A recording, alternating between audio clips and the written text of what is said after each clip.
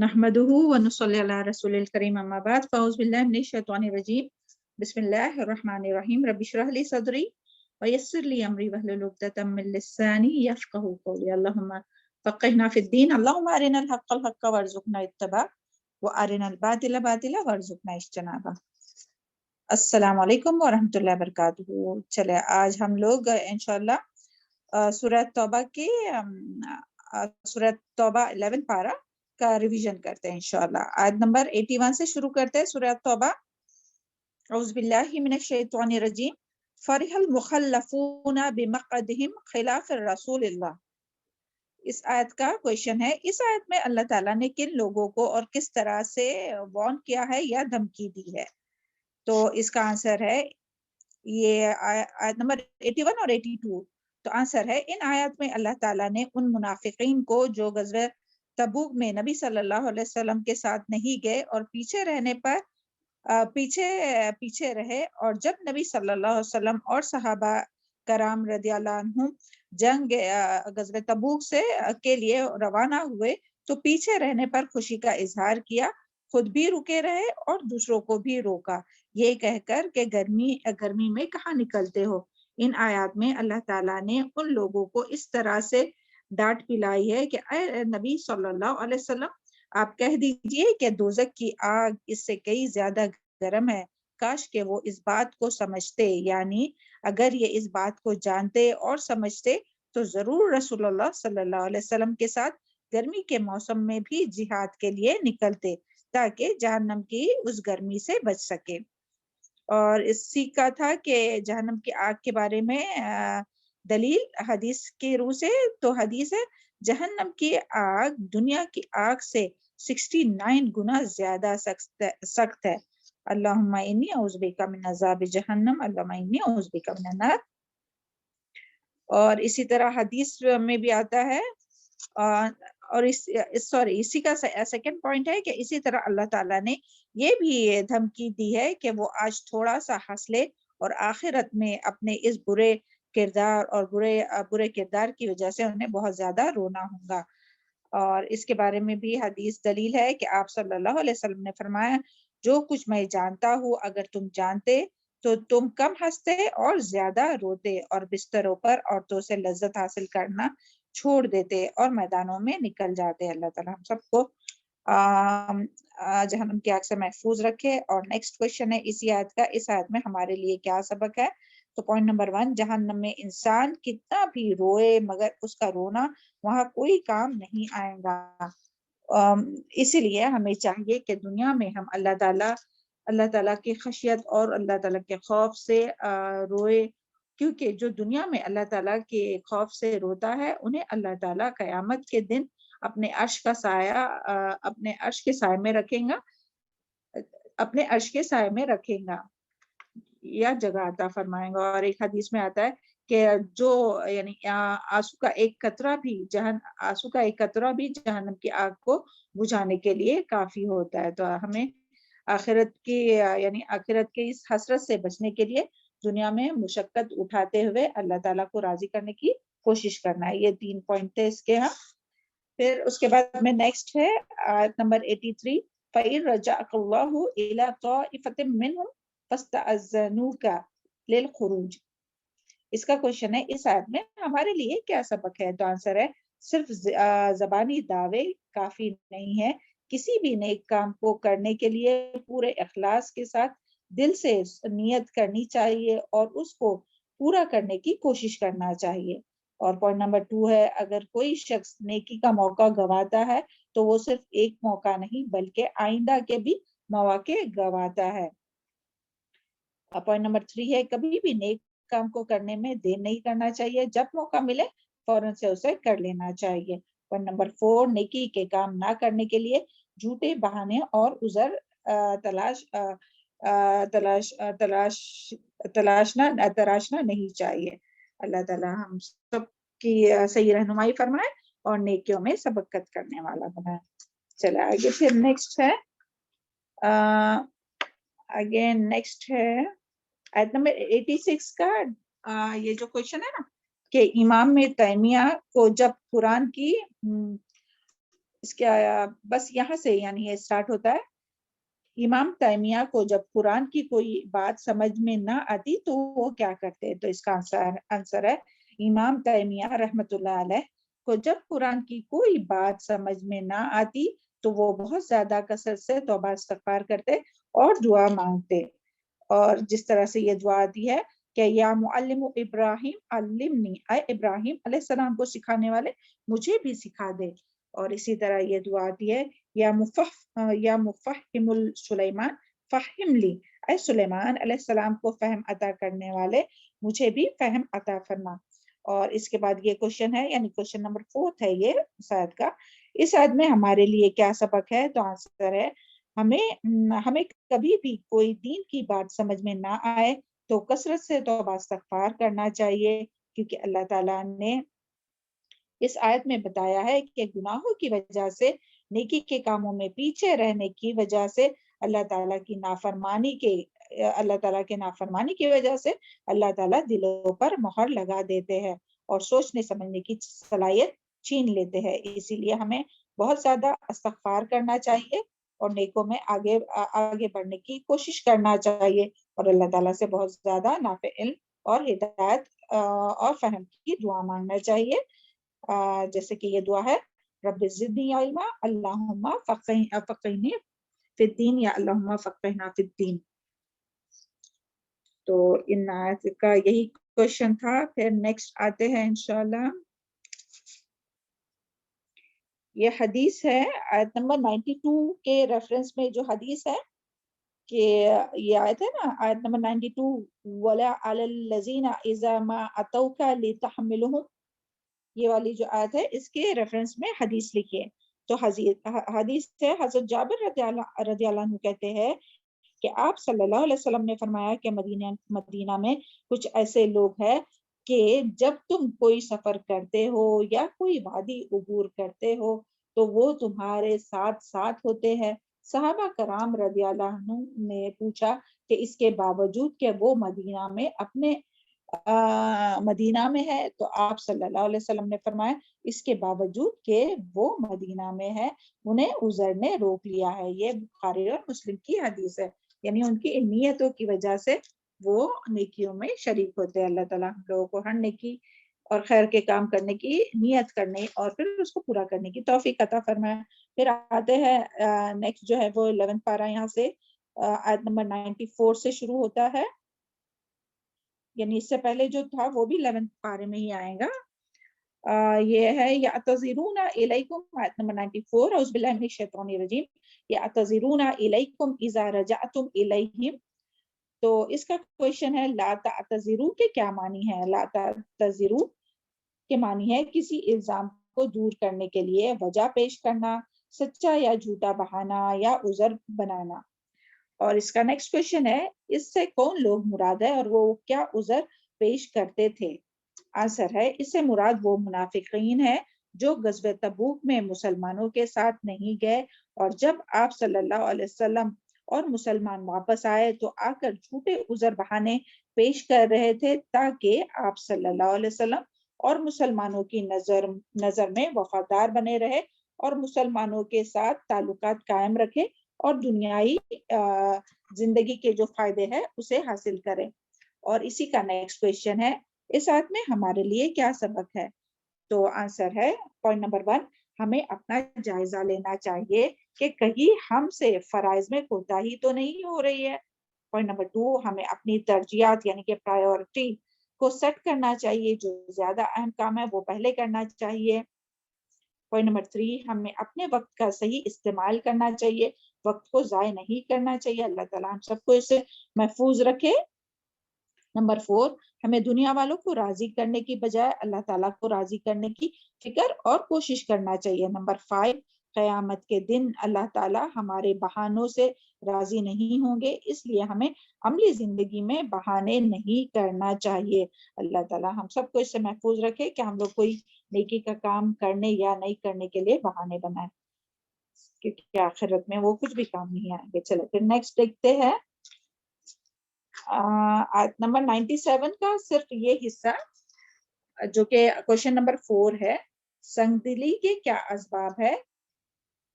اور دلوں کو نرم کرنے کے کیا اسباب ہے؟ تو سنگ دلی کے پہلے اسباب دیکھتے ہیں.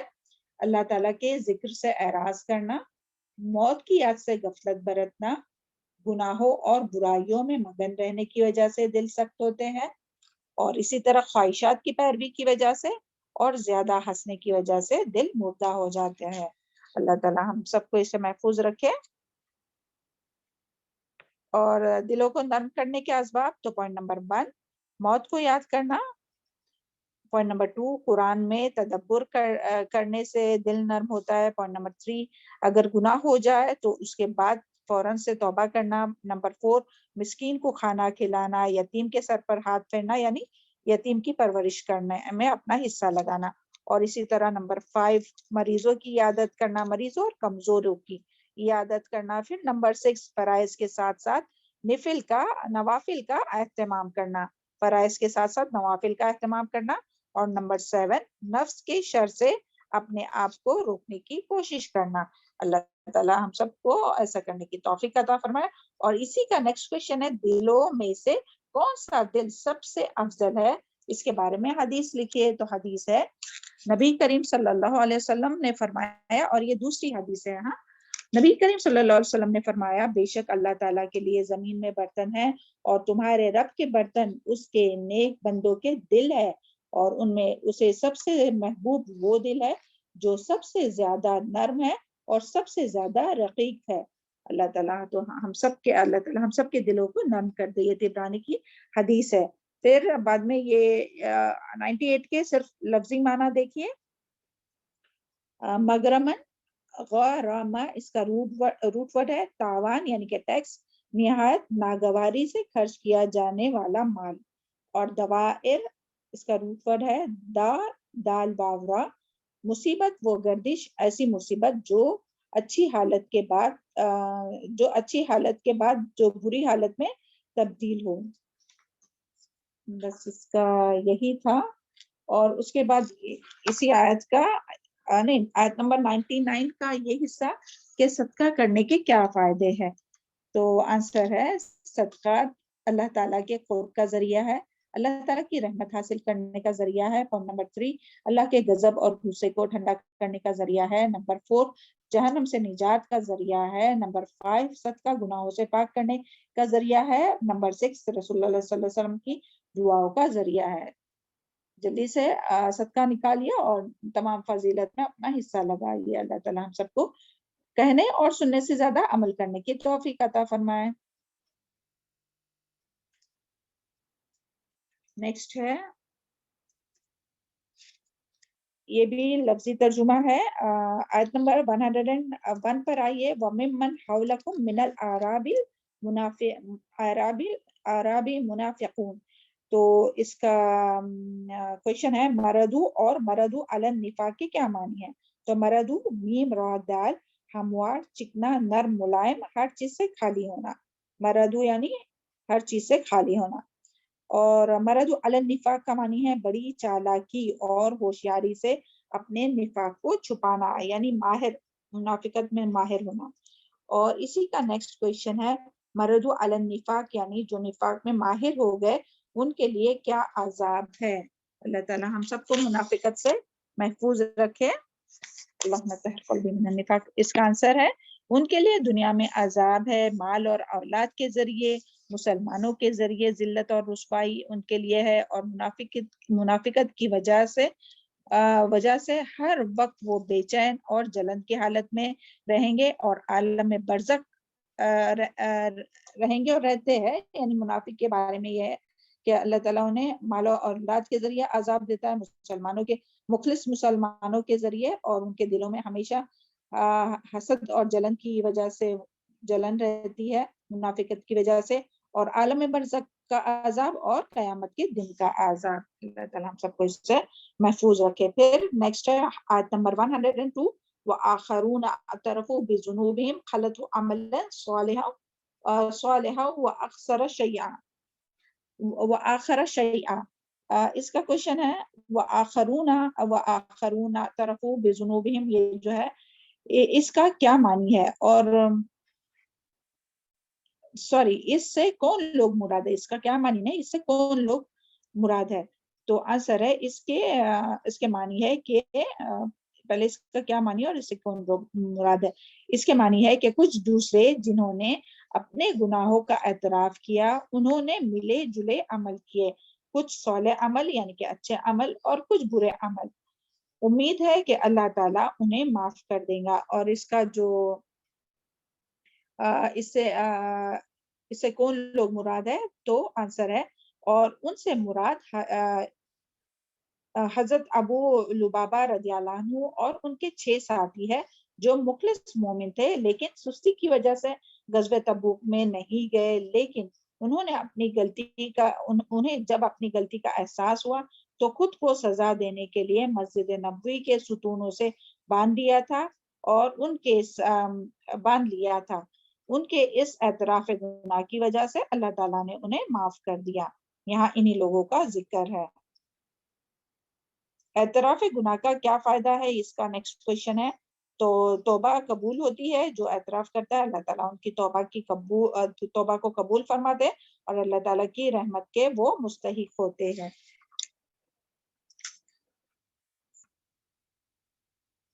پھر نیکسٹ ہے 103 خذ من اموالہم صدقۃ تطہرہم وتزکیہم. اس کا کویشچن ہے اس آیت میں صدقے کے بارے میں ہمیں کیا بات پتہ چلتی ہے. تو آنسر ہے پوائنٹ نمبر 1، جب کوئی گناہ ہو جائے تو اس کے اعتراف میں، یعنی اس آیت میں تو جب کوئی گناہ ہو جائے تو اس کا اعتراف کرنا چاہیے اور فوراً توبہ استغفار کرنا چاہیے اور ساتھ میں صدقہ بھی کرنا چاہیے. پھر اسی طرح پوائنٹ نمبر 2، نفاق کا علاج انفاق میں ہے. یہ بھی پوائنٹ یاد رکھیے، نفاق کا علاج یعنی اگر منافقت محسوس ہوتی ہے دل میں تو فوراً سے ہمیں کیا کرنا چاہیے، انفاق یعنی کہ خرچ کرنا چاہیے. نفاق کا علاج انفاق یعنی کہ خرچ کرنے میں ہے. پوائنٹ نمبر 3، صدقے سے ظاہری اور باطنی دونوں کی صفائی ہوتی ہے اور نفس کا تزکیہ ہوتا ہے، یعنی کہ برائی دور ہوتی ہے اور اچھائی کی نشو و نما ہوتی ہے. دیکھیں کتنے فائدے صدقے کے. پھر پوائنٹ نمبر 4، صدقہ اللہ تعالیٰ کے غضب یعنی کہ غصے کو ٹھنڈا کرنے کا ذریعہ ہے. پوائنٹ نمبر 5، صدقہ وصول کرنے والے کو صدقہ کرنے والے کے حق میں دعائے خیر یعنی کہ دعائے رحمت اور برکت کی دعا کرنی چاہیے. اور پوائنٹ نمبر 6، صدقہ احسان جتا کر، اذیت دے کر اور ریاکاری کے ذریعے ضائع ہو جاتا ہے. اللہ تعالیٰ ہم لوگوں کو مرتے دم تک یہ احسان جتانا اور اذیت دینے اور ریاکاری کرنے سے محفوظ رکھے اور اللہ تعالیٰ ہم سب کو اخلاص کے ساتھ صدقہ دینے کی توفیق عطا فرمائے. اور اسی طرح صدقے کے فضیلت کے بارے میں حدیث لکھی ہے. تو حدیث ہے نبی کریم صلی اللہ علیہ وسلم نے فرمایا، بے شک اللہ تعالیٰ صدقے کو قبول فرماتا ہے، اسے اپنے دائیں ہاتھ سے لے لیتا ہے اور اسے اس طرح پالتا پوستا ہے جس طرح تم میں سے کوئی اپنے گھوڑے کے بچے کو پالتا ہے، حتیٰ کہ ایک لقمہ بہت پہاڑ کے برابر ہو جاتا ہے. یہ ترمذی کی حدیث ہے. اس کے بعد میں ہے نیکسٹ کویشچن آیت نمبر 106 کا یہ حصہ یعنی کہ کویشچن نمبر 2، منافق اور مومن میں کیا فرق ہے. تو آنسر ہے پوائنٹ نمبر 1، مومن اپنی غلطی کا فوراً اعتراف کرتا ہے اور منافق اپنی غلطی پر بہانے بناتا ہے یعنی کہ اعتراف نہیں کرتا ہے اور بہانے بناتا ہے. اور پوائنٹ نمبر 2، مومن کا پچھلا ریکارڈ صاف ہوتا ہے جبکہ منافق کا پچھلا جو ریکارڈ رہتا ہے وہ صاف نہیں ہوتا ہے، خراب ہوتا ہے. پوائنٹ نمبر 3، مومن کی توبہ قبول ہوتی ہے، منافق توبہ کی بجائے گناہ پر اصرار کرتا ہے. پوائنٹ نمبر 4، مومن کے صدقات قبول ہوتے ہیں، منافق کے صدقات قبول نہیں ہوتے کیونکہ ان کی نیت اچھی نہیں ہوتی ہے، دکھاوا اور ریاکاری کے لیے وہ خرچ کرتے ہیں. اللہ تعالیٰ ہم سب کو منافقت سے محفوظ رکھے. پھر نیکسٹ ہے آیت نمبر 107، والذین اتخذوا مسجدا ضرارا وکفرا وتفریقا. تو اس میں مسجد ضرار کس نے تعمیر کی تھی اور اس کے تعمیر کرنے کا مقصد کیا تھا. تو آنسر ہے مسجد ضرار ابو عامر راہب جو کہ یہودی تھا اور عیسائی تھا. ابو عامر راہب عیسائی تھا. ابو عامر راہب جو کہ دور جاہلیت میں وہ اس نے عیسائیت جو ہے وہ قبول کی تھی. تو ابو عامر راہب اور منافقین مدینہ نے تعمیر کی تھی. اور نیکسٹ اس کا کوشچن کہ زرار کا کیا مطلب ہے اور اس مسجد کو مسجد زرار کیوں کہا گیا ہے. تو زرار کا معنی ہے ایسا نقصان جس میں نقصان دینے والے کو بھی کوئی فائدہ نہ ہو. اور اسے کیوں کہا گیا ہے؟ تو اس کی وجہ ہے کیونکہ یہ مسجد عبادت کے لیے نہیں بلکہ اسلام کے خلاف سازشوں اور آپ صلی اللہ علیہ وسلم کے دشمنوں کے لیے پناہ گاہ کے لیے بنائی گئی تھی. اور پھر اسی کا نیکسٹ کویشچن ہے آیت نمبر 108 لا تکن فیہ ابدا. تو اس آیت سے ہمیں کیا باتیں پتہ چلتی ہے. تو پوائنٹ نمبر 1 ہے مسجد قباء اسلام کی سب سے پہلی مسجد ہے جس کی بنیاد تقوی پر رکھی گئی ہے. اس آیت سے ہمیں یہ پتہ چلا. پھر پوائنٹ نمبر 2 مسجد قباء میں 2 رکعت نماز پڑھنے کا ثواب 1 عمرہ کے برابر ہے. پوائنٹ نمبر 3 نبی صلی اللہ علیہ وسلم پیدل اور سوار مسجد قباء کی زیارت کے لیے تشریف لایا کرتے تھے. پھر پوائنٹ نمبر 4 مسجد قباء میں نماز پڑھنے والوں کو اللہ تعالیٰ کی پڑھنے والوں کی اللہ تعالیٰ نے تعریف کی ہے کہ ان کی طہارت کی وجہ سے.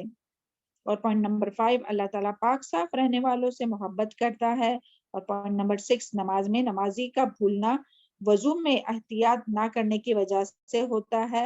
اور پوائنٹ نمبر 7 طہارت اللہ تعالیٰ کی قرب کا ذریعہ ہے اور طہارت میں کوتاہی نماز میں خلل کا ذریعہ ہے. نیکسٹ ہے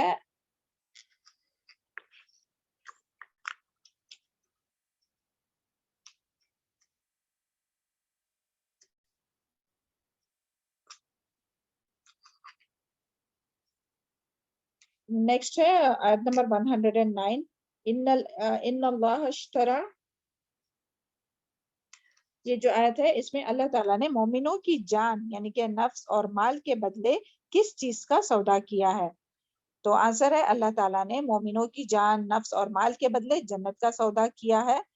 اور اس کا نیکسٹ کویشچن ہے وہ نہیں اس کا نیکسٹ کویشچن نہیں ہے بلکہ آیت نمبر 112 التائبون العابدون الحامدون السائحون الراکعون الساجدون الآمرون بالمعروف والناہون عن المنکر والحافظون لحدود اللہ وبشر المؤمنین.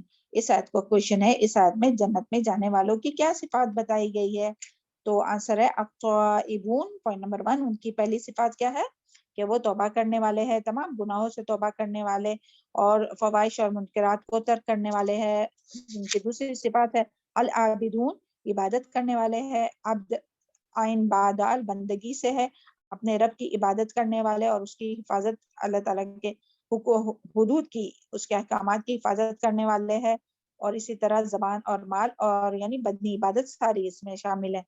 اور پھر اسی طرح الحامدون وہ جو ہے وہ حمد و ثنا کرنے والے ہیں ہر حال میں اللہ تعالیٰ کا ذکر اور شکر ادا کرنے والے ہیں. پھر نمبر 4 ہے الصائحون یعنی روزہ رکھنے والے روزہ رکھنے والے ہیں. صائحون کا ایک جو مطلب ہے وہ روزہ رکھنے والے ہیں. روزہ افضل اعمال میں سے ہے. روزہ کھانے پینے اور جنسی لذت خواہش کو ترک کرنے کا نام ہے. اور یہاں سے آیت سے مراد روزہ ہے اور اس کا دوسرا معنی جو ہے وہ زمین میں چلنا پھرنا یعنی سیاحت کرنے والے یعنی نیک مقاصد کے لیے زندگی میں نیک مقاصد کے لیے زمین میں گردش کرنے والے مثلا علم حاصل کے لیے نکلنا جہاد کے لیے نکلنا کائنات میں اللہ تعالیٰ کی نشانیوں میں غور و فکر کرنے کے لیے نکلنا عبرت حاصل کرنے کے لیے نکلنا اور رزق حاصل کرنے کے لیے حلال رزق حاصل کرنے کے لیے نکلنا یہ سب صائحون میں آئے گا.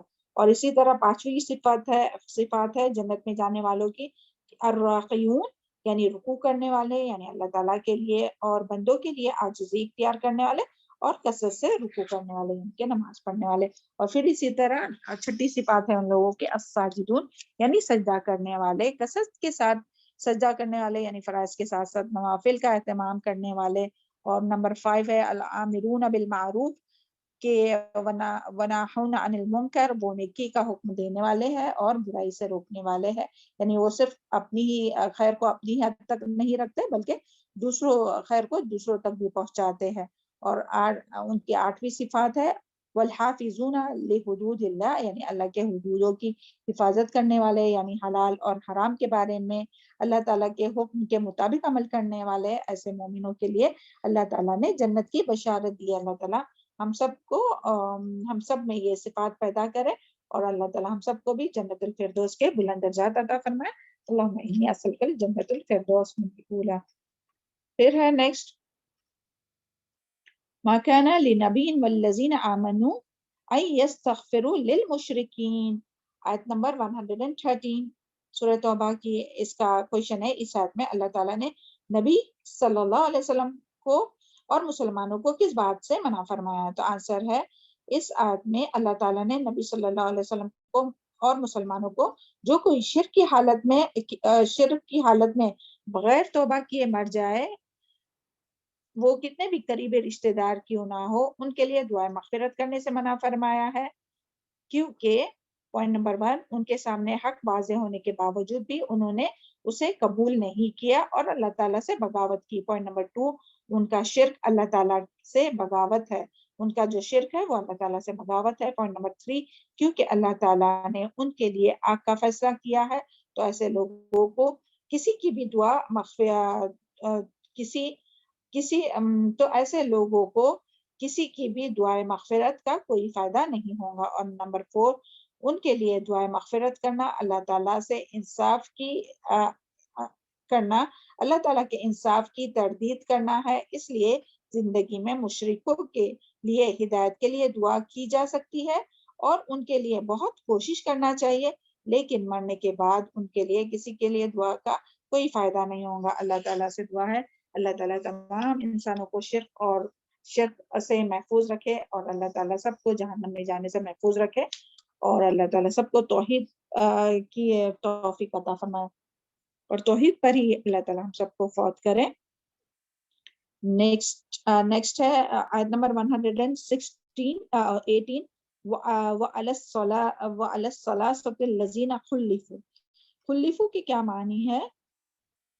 خلفو کے معنی ہے خالفا، روٹ ورڈ ہے، خلف سے ہے یعنی کہ پیچھے، جو پیچھے چھوڑ دیے گئے، جن کا معاملہ ملتوی کیا گیا، جو معافی ملنے سے پیچھے چھوڑ دیے گئے۔ اور اس کا نیکسٹ کویشچن ہے وَعَلَى الصَّلَاةِ الَّذِينَ سے کون لوگ مراد ہے؟ تو وَعَلَى الصَّلَاةِ الَّذِينَ اس سے مراد وہ 3 مخلص مومن ہیں جو غزوہ تبوک میں پیچھے رہ گئے، جن کی معافی کا معاملہ 50 دنوں کے لیے ڈیلے کیا گیا، مؤخر کیا گیا۔ ان کے نام یہ ہے کعب بن مالک، یہ مشہور شاعر تھے۔ جنگ تبوک کے موقع پر وہ بہت خوشحال تھے، مالدار تھے، ان کے پاس کوئی عذر نہ تھا۔ پوائنٹ نمبر 2، مرارہ بن ربی رضی اللہ عنہ، ان کا ایک باغ تھا، اس کے پھل پک رہے تھے، انہوں نے سوچا کہ اس سے پہلے وہ بہت سے غزوات میں شریک رہ چکے ہیں، اس بار نہیں گئے تو کیا ہوا؟ اور جو تیسرے تھے وہ ہلال بن امیہ، جو اپنے اہل و عیال سے بہت عرصے سے جدا تھے، اور اس جنگ کے موقع پر وہ اپنے اہل و عیال کے ساتھ میں تھے، تو انہیں خیال آیا کہ اس موقع پر وہ ان کے ساتھ رہیں گے۔ اور اسی کا نیکسٹ کویشچن ہے، ان تینوں صحابہ کرام کی توبہ کی قبولیت کے لیے 50 دن کا وقت کیوں لگایا گیا؟ کیونکہ آپ صلی اللہ علیہ وسلم 50 دنوں میں تبوک سے واپس آئے تھے، تو جتنے دن آپ صلی اللہ علیہ وسلم کو سفر پر لگے تھے، اتنے دن ان لوگوں کے ساتھ بائیکاٹ یعنی سوشل بائیکاٹ کیا گیا۔ اور نیکسٹ کویشچن ہے اس آیت کا، ان تینوں صحابہ کرام کے پورے واقعے میں ہمارے لیے کیا سبق ہے؟ تو اس میں 9 پوائنٹس ہے، اس میں سے آپ کوئی بھی 4 پوائنٹ آپ اس میں سے کوئی بھی آپ لوگ یاد کیجئے، جس میں سے کہ یہ پوائنٹ تھا کہ پوائنٹ نمبر 1 تھا کہ بعض کام ایسے ہوتے ہیں جو فرض کے درجے پر ہوتے ہیں، اسے ہمیں ہرگز کسی قیمت پر بھی کرنا چاہیے اور اسے کبھی بھی سستی کر کے اسے چھوڑنا نہیں چاہیے۔ پھر پوائنٹ نمبر 2، صحیح وقت پر صحیح فیصلہ کرنا چاہیے، یعنی نیکی کے کاموں میں ٹال مٹول نہیں کرنا چاہیے۔ اللہ تعالیٰ ہم سب کو اس سے محفوظ رکھے۔ پوائنٹ نمبر 3، ہمیں اپنی نیکی پر کبھی بھی مطمئن نہیں ہونا چاہیے کہ بس اب اتنی نیکی کافی ہے، ایسا نہیں سمجھنا چاہیے۔ پوائنٹ نمبر 4، سچ بولنا کتنا بھی مشکل ہو اور کتنا بھی نقصان نقصان ہو اس سے ہمارا، لیکن ہمیں ہمیشہ سچ بولتے رہنا چاہیے۔ اللہ تعالیٰ ہم سب کو توفیق عطا فرمائے، کیونکہ سچ میں ہی نجات ہے۔ پوائنٹ نمبر 5، ہمیں اپنے بڑوں کو راضی کرنے کے لیے جھوٹ نہیں بولنا چاہیے اور انہیں خوش کر کے اللہ تعالیٰ کو ناراض نہیں کرنا چاہیے، کیونکہ جھوٹ کبیرہ گناہ ہے۔ پوائنٹ نمبر 6، جب ہم سے کوئی گناہ ہو جائے تو اس پر اصرار نہیں کرنا چاہیے، بلکہ فوراً اپنی غلطی کا اعتراف کرنا چاہیے اور اللہ تعالیٰ کی طرف رجوع کرنا چاہیے، توبہ استغفار کرنا چاہیے۔ پوائنٹ نمبر 7، ہمیں اللہ کی خاطر، اللہ تعالیٰ کی خاطر دوستی کرنا چاہیے اور اللہ تعالیٰ کی خاطر ہی دشمنی کرنا چاہیے۔ پوائنٹ نمبر 8، نیکی کے کاموں کی تکمیل پر ہمیں ایک دوسرے کو مبارکباد دینا چاہیے۔ پوائنٹ نمبر 9، گناہ سے توبہ کے لیے اور بطور شکرانہ ہمیں صدقہ خیرات بھی کرنا چاہیے۔ اللہ تعالیٰ ہم سب کو اس کی توفیق عطا فرمائے۔ چلیں نیکسٹ دیکھتے ہیں، آیت نمبر یہی ہے 122 کا یہ حصہ کہ علم حاصل کرنے کے بارے میں مسلمانوں کو کیا حکم دیا گیا ہے۔ تو یہ حدیث ہے، قال رسول اللہ صلی اللہ علیہ وسلم طلب العلم فریضۃ علی کل مسلم، دین علم حاصل کرنا تمام مسلمانوں پر فرض ہے، تمام مسلمان مرد اور عورت پر فرض ہے۔ اور پھر اسی کے ساتھ اس کا پوائنٹ نمبر 1 ہے، علم دین کا وہ حصہ سیکھنا جو ہر مسلمان پر فرض عین ہے، جو ایمان اور اسلام کے لیے سیکھنا ضروری ہے، جن کے نہ جاننے سے آدمی نہ فرض کو صحیح ادا کر سکتا ہے اور نہ حرام سے بچ سکتا ہے۔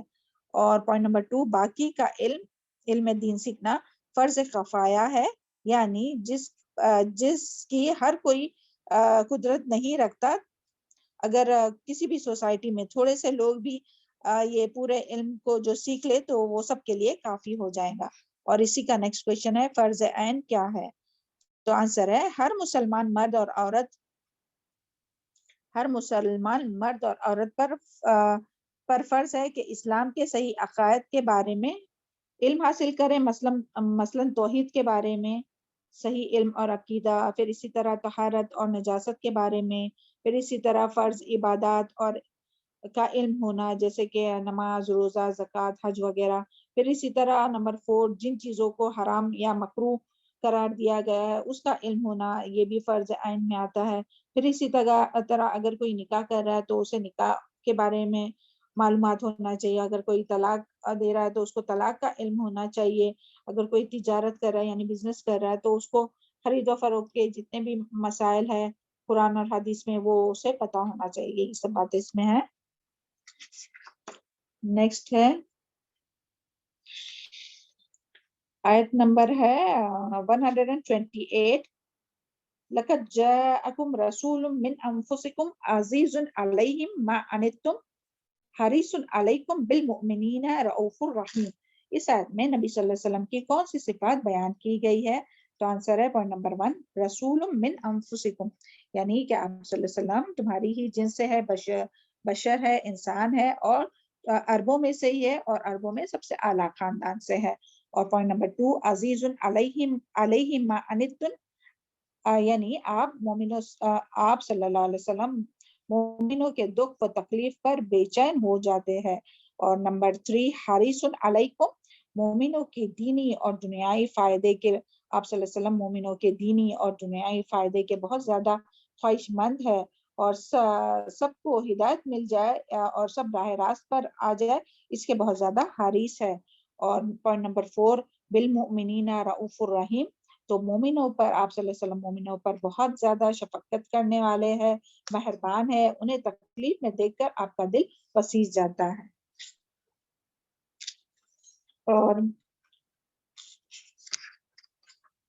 اور بس یہ آخر لاسٹ کویشچن ہے کہ بس ادروائز یہاں تک ہی رکھتے ہیں انشاءاللہ۔ ہاں، یہ حسبی اللہ لا الہ الا ہو علیہ توکلت وہو رب العرش العظیم، یہ ہمارے خیال سے پہلے ہو گیا ہے، تو بس یہاں تک ہی رکھتے ہیں۔ الحمدللہ یہ اپنا سورہ توبہ کی جو ریویژن ہے وہ کمپلیٹ ہوا۔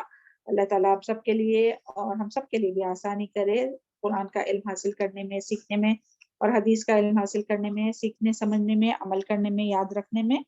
اور دوسروں تک پہنچانے اور آپ لوگوں کے ایگزام کے لیے بھی چلے. اوکے. سبحان ربک رب العزت عما یصفون وسلام علی المرسلین والحمد للہ رب العالمین. السلام علیکم ورحمۃ اللہ وبرکاتہ.